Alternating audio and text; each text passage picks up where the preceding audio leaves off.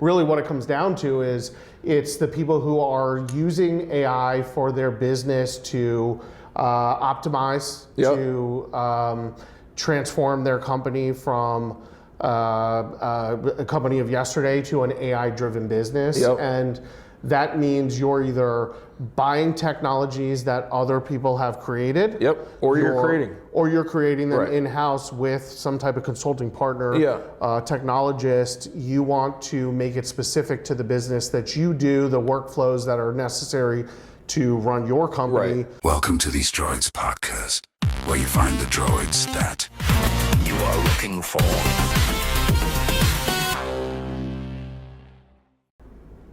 All right, well, welcome to the second episode. We're excited that you're here. Today's episode is really to talk about a bit more of like the why. What are we doing? What are we really working towards? What we're working towards is getting everybody together into a set of working groups. And we're sincere when we're talking about the fact that like there is a massive AI revolution right up ahead here. We're starting in it. And it's too big of a project to do alone. This podcast is specifically designed for the entrepreneurs, the executives, the investors. And part of that thinking is in today's society and in the world post-AI, the entrepreneur is the investor, is the executive, and the executive has to be thinking more about being the investor and the entrepreneur. You're right, it doesn't matter if we're talking about entrepreneurship or intrapreneurship, whether we're talking about how do you evolve, somebody that's going to be acquired by Google in the short term to, somebody who is saying, well, I'm always going to be the service provider. I'm always going to be that solo entrepreneur.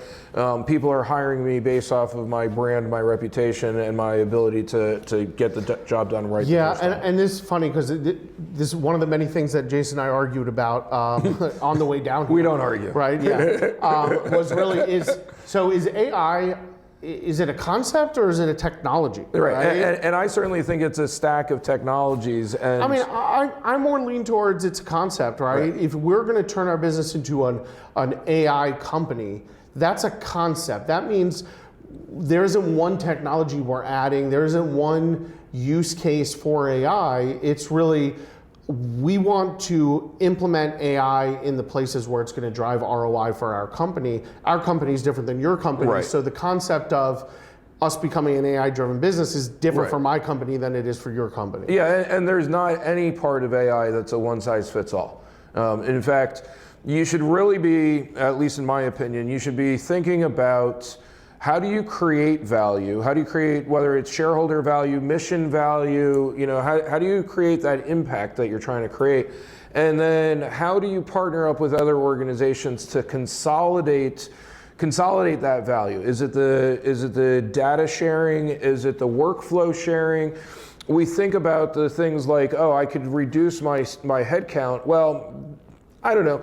Maybe you want to reduce your headcount, or maybe what you want to do is have scale. a 32x times scale. Yeah, you want to grow. I think most companies are in the camp of we want to keep our employees and try to grow with this, who we have, and add the next group of people as needed, but scale without necessarily adding them immediately through the benefits of AI. All right, so Brandon and I have spent a little bit of time on trying to figure out how do we build our solution ourselves. And when I say a little bit of time, I'm thinking it's probably been about 3 years so far. And we've done a really great job working with our friends to map out what is the solution architecture. And then, of course, like 3 weeks ago, OpenClaw hits the scene, it's viral.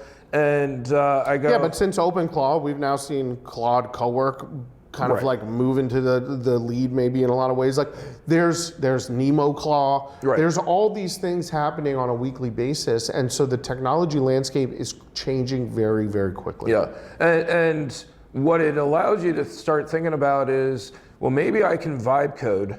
Maybe I can build out my AI agent, my AI assistant that I'm not going to go share with the rest of the organization. You and I have worked in enterprise tech for a long time. What I think we looked at vibe coding early on as that sounds cute, but does it really work? Is it really is it gonna scale? I'm not gonna vibe code for my client-facing solutions. Heck no, but but I think now we're starting to pivot on that because we're actually seeing that there are AI tools that are allowing you to do this and build out intelligently, right?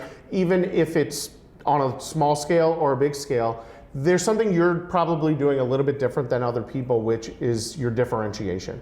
And with AI, we want to show companies different ways that they can leverage AI to amplify their special sauce. Yeah, and what we've discovered is there's a whole lot that works flawlessly, and there's a whole lot of really stupid little nits that take 7 hours to figure out. And I think beyond that, there are areas where it's okay to make mistakes, and there are areas where it probably isn't okay to make mistakes. And when we talk about customer facing, that's definitely an area you want to avoid making mistakes. Yeah, and when we're talking about accessing your financial data, you probably want to be careful there too. Absolutely, but when we talk about how do we optimize a workflow within the organization? Well, that might be someplace we can do a little trial and error. Yeah, build out our sandbox. We're going to tweak it as we go, and we're going to get better at it, but we're going to keep security on the forefront with everything that we do in AI about. Right. And infrastructure is really important still, right? I think a lot of people think, oh, well, like the days of cybersecurity and cloud knowledge are kind of beyond us. Purchasing hardware. Yeah, just buying the technology that you work off of is key. But here's the deal, just because we're moving into an AI world doesn't mean those things fell off. Right. They're still extremely necessary, and if you want to do the things right, you better set up your infrastructure safely. So the other day, Brandon's like, hey, I want to start using Claude Co-Work. Yeah. And he's like, why don't we spend some time today trying to get our computer set up? Well, it's kind of funny. I mean, I'm like Jason, I work with a lot of AI technologists, and I'm on a meeting with like 30 of them. And one of them's like, if you're not using Claude Co-Work, you better start using it. Right. And I'm like, oh God, I better start using Claude Co-Work. I'm not a technologist though. So I'm like, well, what's step one? I have no idea. So I've a little bit of an idea of like kind of how to start teaching myself. I can go to generative AI and I can be like, how do I use Claude Co-Work? Right. And I'm gonna get some bullet points and some direction. It's gonna point me next to some videos, and I'm gonna watch those videos. They're 2 hours long. My eyes are gonna be like glazed over, or like, I can't get through that amount of content. Right. So I decided I'm gonna create my own training manual. How'd you do that? Video. So I used Notebook LM, which is a technology I highly recommend y'all check out. Yeah. It's part of the Google suite of products. It's free if you have a Gmail account. I think it's free anyway. I think you have to have a Gmail account. Okay. Or they won't let you use any of their stuff. Right. Yeah. So anyway, I got on there and I started asking it a question about Claude Co-Work, and the first thing it said was, well, you don't have any resources. Do you want me to go get you some resources? And I was like, yeah, go get me some resources. So it went out and it found 20 resources, either from Claude itself, from Reddit posts. This is all the knowledge to feed the video. This is the knowledge base that it needed to then create me a manual. Okay. So then it created me a video based on all this. It took about 15 minutes of like just doing it in the background while I was doing other stuff. And I got this video, and what I learned from the video, I learned that my hardware wasn't ready to use Claude Co-Work. Right. So while it was really interesting and I learned a lot from it, and just the experience of kind of working through that process, I didn't get to the end state. So so really what I learned was, well, when you go buy a computer from the store, you're gonna use Windows Home most likely. I always working at companies, I always had a Windows business account, so I never really thought about this being a problem. But I need to upgrade. So that's one thing that I'll do in the next iteration is we'll upgrade to Windows Pro. So you just bought a new laptop. Yeah, but it's still Windows Home. Right. So I've got to upgrade. So you spend $1,300. You just have to upgrade the software. You probably have the right chipset in it. Does it have an AI chip in it? I don't know. Okay. So I bought a laptop 6 months ago, and the 18-year-old at Best Buy, loved Best Buy, right?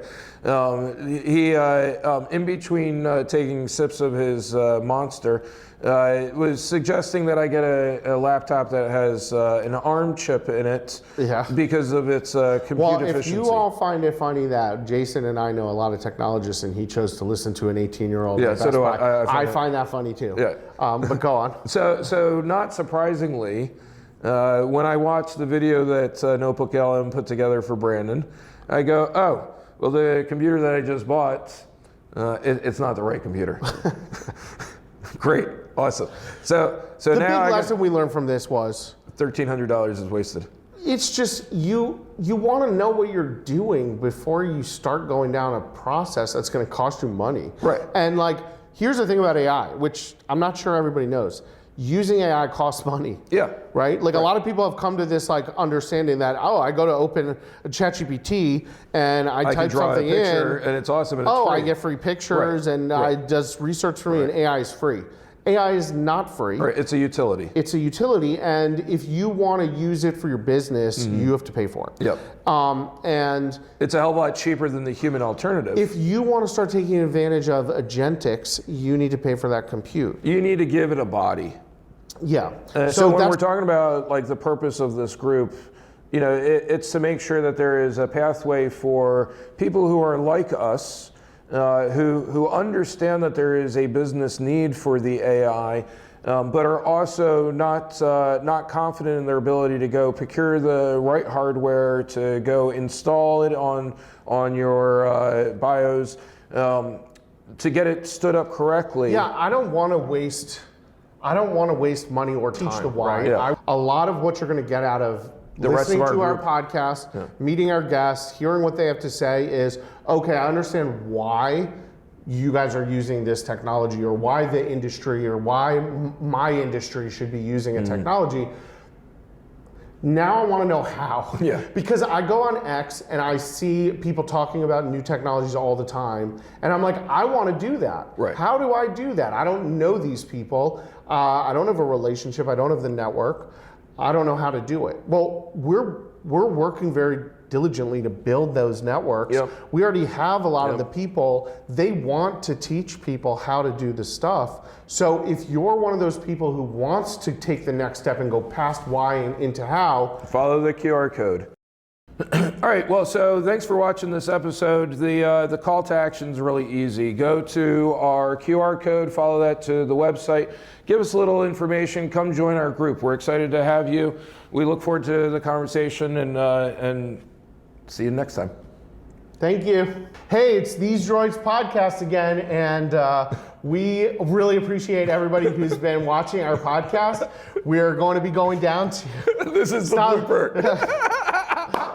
As you can see, it's very difficult to make a podcast, but we're learning. Thank you. Thank you. On the next episode of These Droids Podcast, we're going to be featuring our friends. You turn. All right, let's go eat. All right. All right, awesome. Plevin, your film work was incredible.